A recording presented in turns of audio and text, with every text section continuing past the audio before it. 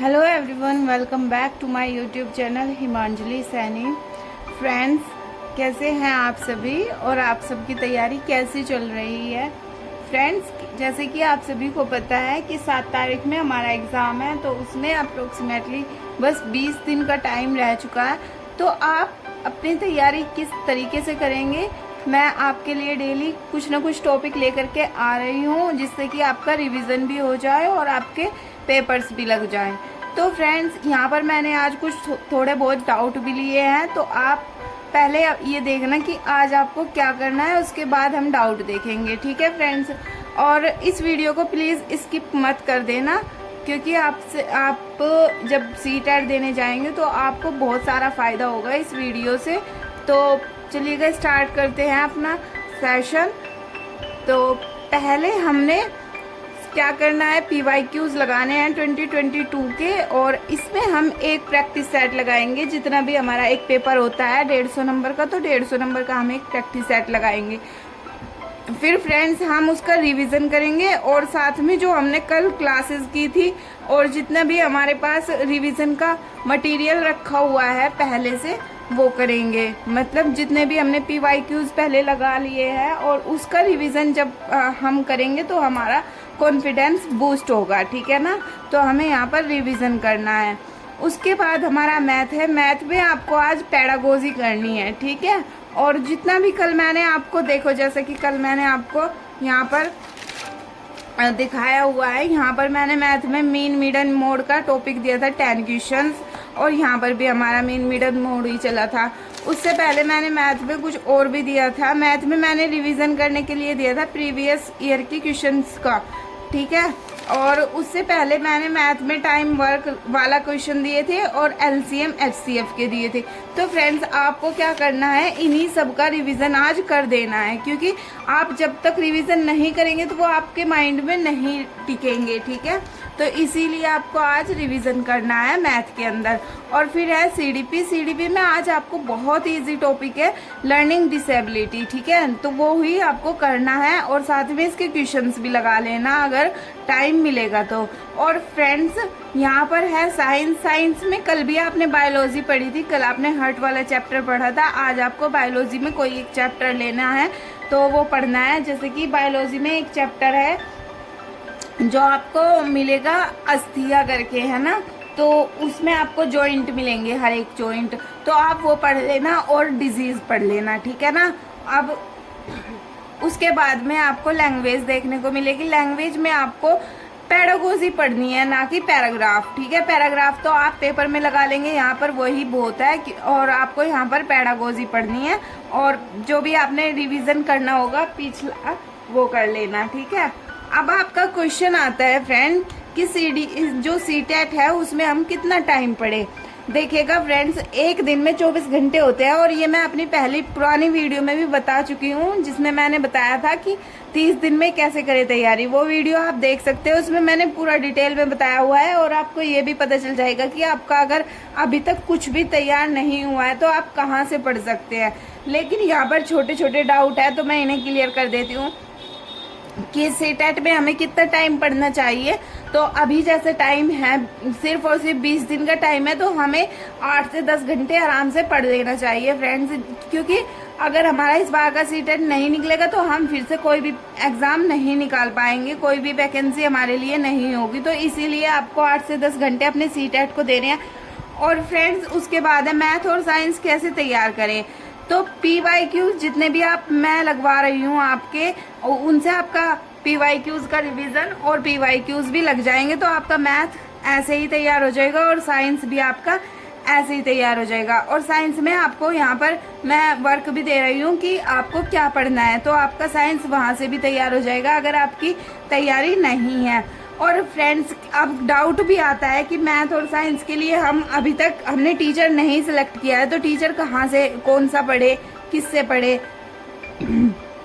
किस टीचर से पढ़े। तो फ्रेंड्स, मैं बार बार आपको एक ही टीचर का नाम लेती रहती हूँ। मैथ में आयुष सर अड्डा 24/7 के, और साइंस में काजल धामी मैम है, उनसे आप पढ़ सकते हैं, वो दोनों ही बहुत अच्छा पढ़ाते हैं। साइंस में अगर आपको बायोलॉजी किसी और टीचर से पढ़नी है तो मैं आपको रिकमेंड करूंगी कि आप दिव्या मैम से भी बायोलॉजी पढ़ सकते हैं। दिव्या मैम मिलेगी आपको सत्येंद्र सर क्लासेस पर, तो आप साइंस वहां से भी पढ़ सकते हैं। काजल धामी मैम ने अपना कंप्लीट कर दिया है सिलेबस, तो इसीलिए मैं उनका बार बार नाम लेती हूँ। और मैंने भी अपना जो भी मतलब टॉपिक लिखे हुए हैं काजल धामी मैम के सेशन से ही लिखे हुए हैं फिजिक्स के, क्योंकि फ्रेंड्स मैंने बायोलॉजी अपनी जो मैंने टेस्ट जो मैंने ऐप पर मतलब वो लिया हुआ है, मेरा सब्सक्रिप्शन है ऐप पर अड्डा 24/7 का, तो इसीलिए मैं उसे नहीं बताती हूँ और वहीं से ही मैं बायोलॉजी का पोर्शन कंप्लीट कर रही हूँ।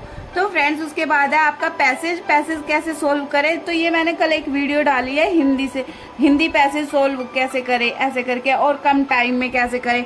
तो फ्रेंड्स कल की वीडियो आप देख लेना और आपके पैसेज में बहुत अच्छे मार्क्स आएंगे अगर आप उस वीडियो को देखेंगे, और आपको पता चलेगा कि आप पैसेज कैसे सोल्व कर सकते हैं और वो भी कम टाइम में, ठीक है ना। उसके बाद है PYQs कहाँ से लगाए, तो अगर आपके पास में कोई बुक है तो आप बुक से लगा सकते हैं, लेकिन अगर आपने अभी तक कोई भी बुक नहीं खरीदी है तो मैं कहूँगी कि आप कोई भी बुक ना ही खरीदे, वही बेहतर है।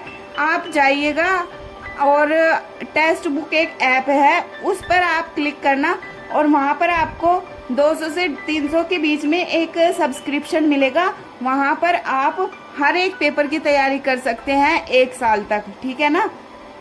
और जैसे जैसे वे ऑफर देते हैं फ्रेंड्स, जैसे ही अभी रक्षाबंधन आएगी तब भी वे ऑफर देंगे, तो रक्षाबंधन तक तो हमारा एग्जाम हो जाएगा, तो इसीलिए ऑफर में क्या करते हैं लाइफ टाइम के लिए ऑफर दे देते हैं 200 रुपये में, मतलब आप 3-4 साल आराम से उस टेस्ट सीरीज का फायदा उठा सकते हैं। तो आप इसीलिए मैं बोल रही हूँ कि बुक भी आपकी 200-250 रुपए की आएगी, और टेस्ट बुक पर आप हर एक टीसी का एग्जाम दे सकते हैं, और अनलिमिटेड टाइम के लिए, ठीक है ना। एक दिन में आप 10 टेस्ट बुक लगाइए, टेस्ट लगाइए, या फिर 20 लगाइए, कोई भी आपको नहीं रोकेगा। तो आप टेस्ट बुक पर जाना और वहां से परचेज कर लेना, ठीक है ना। उसके बाद है PYQs कितने साल का लगाएं। देखिएगा फ्रेंड्स, अगर आपको PYQs के लिए कोई कहता है कि 5-6 साल पुराना लगाइए, तो मैं ये रिकमेंड नहीं करूंगी, क्योंकि 2022 में और 2023 में कम से कम हमारे 60 पेपर हुए हैं फ्रेंड्स, पेपर 2 के ही।